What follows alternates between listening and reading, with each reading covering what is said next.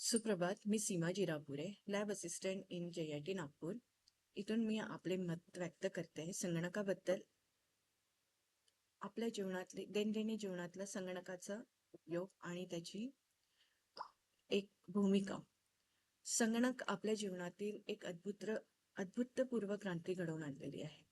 संगणकावर आपल्याला ज्ञान आणि माहिती तर मिळते, सोबत आपल्याला त्याच्याबद्दल एक त्याची एक भूमिका पण त्यांनी वठवलेली आहे, की आपण त्या संगणकाच्या तंत्रज्ञानाचा वापर करून दैनंदिन जीवनामध्ये असे काही मूलभूत कार्य आहे ते आपण करू शकतो. त्यात मेन आहे आपण ज्ञान आणि माहिती याचा उपयोग आपण प्रसारणामध्ये करतोच. हे आपल्याला सर्वांना माहितीच आहे. मौखिक आणि लिखित या दोन्ही माध्यमाचा उपयोग आपण जगामध्ये सर्वच प्रकारे होतो. कोणी आपलं ऑनलाईन लेखन करतात, ऑनलाईन आपण चॅटिंग आणि बोलण्याचं काम करतोच आहे. जेव्हा माध्यमाची व्यापकता वाढू लागते तेव्हा आपल्याला त्याच्या माध्यमाची प्रभावी करण्यात यावंच लागतं. म्हणजे जेव्हा आपण त्याची भूमिका घेतो, ज्या माध्यमाचा आपण उपयोग करतो, तर त्याला आपल्याला अपडेट करावं लागतं. तर त्या याच्यामध्ये आपला संगणक पण हा खूप वेगवेगळ्या प्रकारे आपण त्याला तंत्रज्ञान वापरून त्याला एक अपडेट व्हर्जनमध्ये ठेवण्यात आलेलं आहे.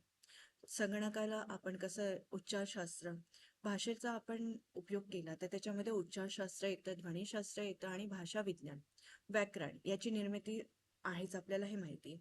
पण आपल्याला संगणकामध्ये मूलभूत आपण भाषा बघितलेली आहे तर ती इंग्रजी माध्यमातून आपल्याला टायपिंग आहे. पण असं काही नाही.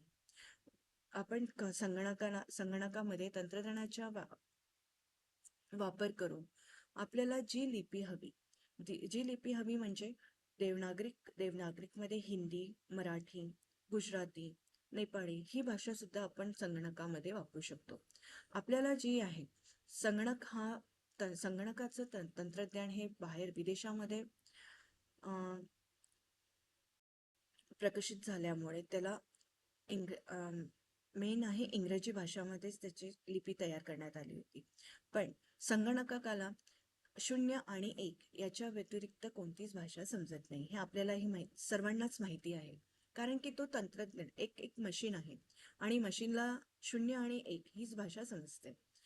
पण आपण आपल्या सोयीनुसार त्याच्यामध्ये एक भाषेचं माध्यम असं ठेवलेलं आहे की ते इंग्रजीमध्येच ठेवण्यात आले.